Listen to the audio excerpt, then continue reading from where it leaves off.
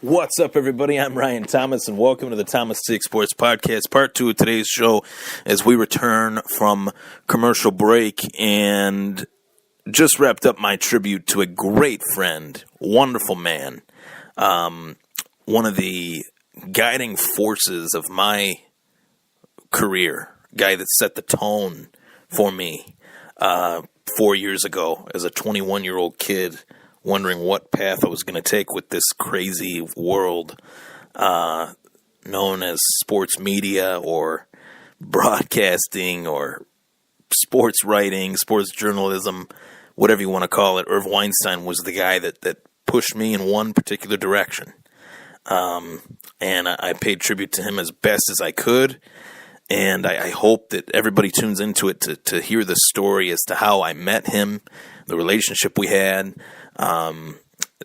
What a huge influence he was on my choices in life. I mean, he really was.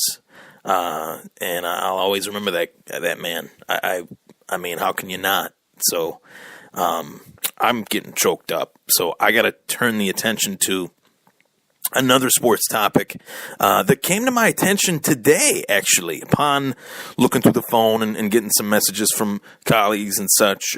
Twitter, obviously, is a huge vehicle for current news and things of that nature. So Josh Rosen, a quarterback that is a big name heading into the 2018 NFL Draft, a man that played at UCLA this past season and seasons prior, obviously, in college, did some big things for them, and he will be in the 2018 NFL Draft, and he's a projected top 3 pick in this year's NFL Draft at the quarterback position, playing at a high level in college. Can he play at this high level in the pros? And that is the main question with any rookie quarterback heading into the NFL. Can they continue their success from the collegiate level to the pro level? And starting back, probably, I mean, there's been years past, but really in terms of quarterbacks, a guy like Jim Kelly comes to mind. In 1983, he decided to play for the Houston Gamblers for the first 3 years of his supposed NFL career. He decided to play in the USFL for Houston, and then in 1986, when the USFL folded, he became a Buffalo Bill. They made him the highest paid quarterback at that time, and he was the Bills quarterback, and the rest is history. Then obviously in 2004, you had the Eli Manning, Phillip Rivers swap, where Manning did not want to play for the San Diego Chargers, and the Chargers traded his rights to the Giants, who had drafted Phillip Rivers, for a hodgepodge group of picks, and ended up being Sean Merriman and a few others. So that being said, here we are, it's 2018, 14 drafts later, and Josh Rosen is projected to be a top 3 pick. Most mocks currently, not that the mocks really matter, but most mocks have him as the first overall pick. So the team that clinched something this year, the only thing that they clinched this year, was not only the worst record in football, but the worst or the highest pick in the draft. Yet again, the Cleveland Browns, finishing dead last in the NFL. And, a year after they had finished dead last, last year, picking Myles Garrett, a guy that I think that had a foot injury, and I think he's going to be a great player. I really do. But, the Browns are just such a mess that here they are picking first overall next year again.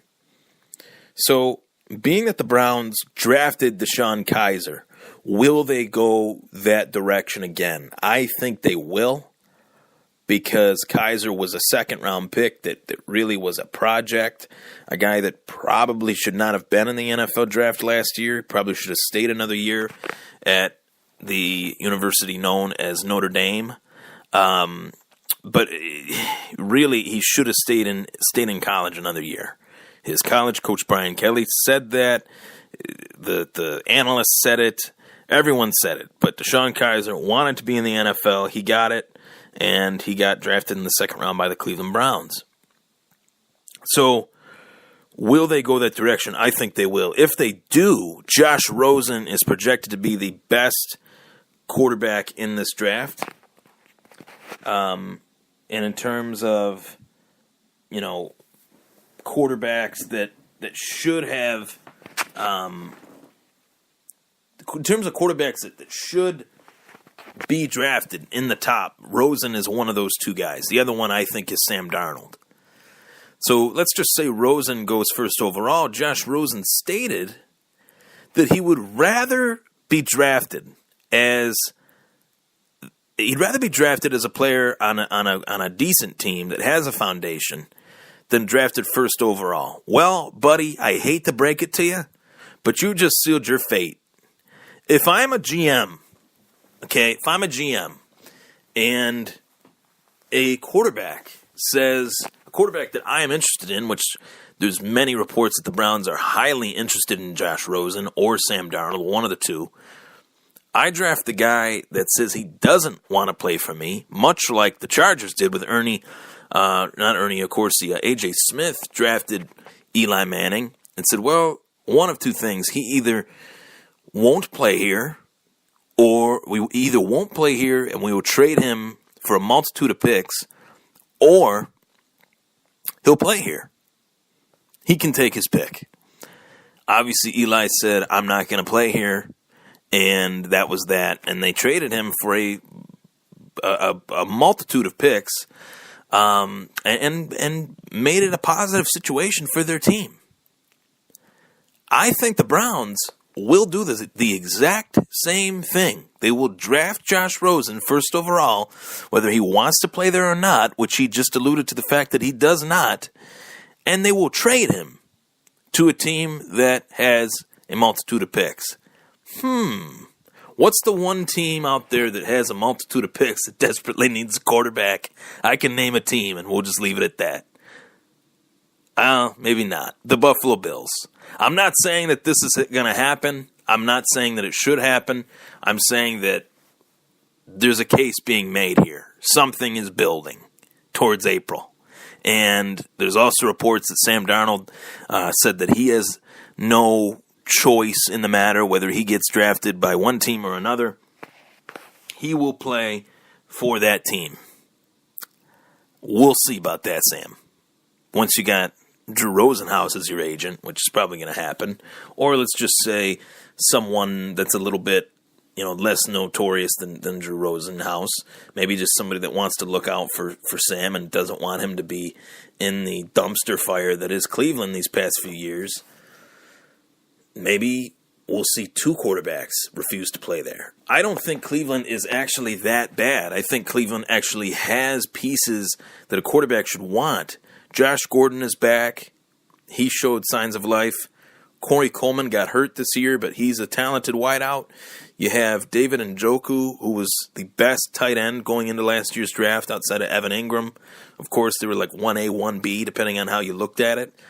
And then obviously Isaiah Crowell and Duke Johnson aren't that bad either. They have offensive pieces. They brought in J.C. Treader. Shout out to J.C. from Akron, New York, and Cornell. Went to Cornell, balled out there. A behemoth of a center, big boy. Kevin Ziegler they brought in. They've added pieces to that offensive line. They still got Joe Thomas. So, on paper, Cleveland's offense isn't terrible. It's just not clicking. So, I think that they're going to definitely draft Josh Rosen. If I were to be, really, really, jumping the gun, so to speak, I guess, about this, I think that Josh Rosen, regardless as to whether he wants to play there or not, he just sealed his fate by coming out and saying, hey, I don't want to play here. I think that I'm going to, I would rather play for a team that has talent on it than the worst team in football. That was what he said in a nutshell. Well, Josh, if you are projected as the best quarterback in this draft, you're going to go to the worst team. And if Cleveland passes on you, you might go to the Giants.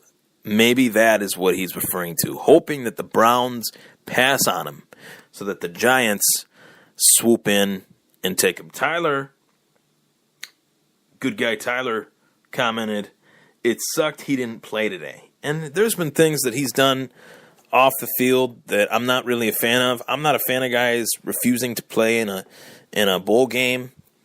There were. I thought he was gonna play. I don't know who you were talking about. I'm pretty sure you were talking about Rosen.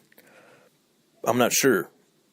I thought that he said that he was gonna play, but that's neither here nor there. The real subject matter is I think that this man just cemented his fate as being the starting quarterback, or not starting quarterback, either the starting quarterback of the Cleveland Browns or the number 1 overall pick. And if Carson Wentz wasn't good enough, if Deshaun Watson wasn't good enough, what is it about Josh Rosen to Cleveland that would make him better than those guys? I don't see it. And I'm not saying it, to be a hater on Josh Rosen, but just comparing those two prospects at this same current point, last year and the year prior to that with Wentz and Watson. What is it about Rosen that would jump out at Cleveland as opposed to those two? I'm not really getting it. I think Rosen is good, but those guys are great. And there's a difference. So, call me superstitious, but I think this man just sealed his fate. The one thing you don't do is play your cards at this point in the draft process. The season isn't even over yet. And the moment the worst team in the NFL clinches the only thing that they could possibly clinch, the first overall pick in the 2018 NFL Draft, he opens his mouth and says, I don't want to play for the worst team in football. I want to play for the team that has some talent on it. Doesn't really scream competitor. Doesn't really scream, TB12. Like teams are looking for the next Tom Brady. That doesn't sound like Tom Brady to me. That sounds like a guy that wants to pick and choose where he plays. And I'm not a fan of that. But in the case of the Browns, they got some leverage here. If they played their cards right, they could say, hey, we don't give a damn whether you want to play here or not. We're picking you anyway. We'll trade you. You got nowhere else to go. Where are you going to go? There's no USFL like there was in 1983. There isn't a UFL. There isn't. You're not going to go into the CFL, are you? Maybe you're going to the XFL? That would be something. Vince McMahon would have to open up the wallet for him. But, come on. There's no validity yet to that story, and I highly doubt he would go into that league. The Browns have leverage with this kid. He just created a situation that he was trying to avoid. I'm Ryan Thomas. That was the Thomas Take. We'll be right back after this commercial break.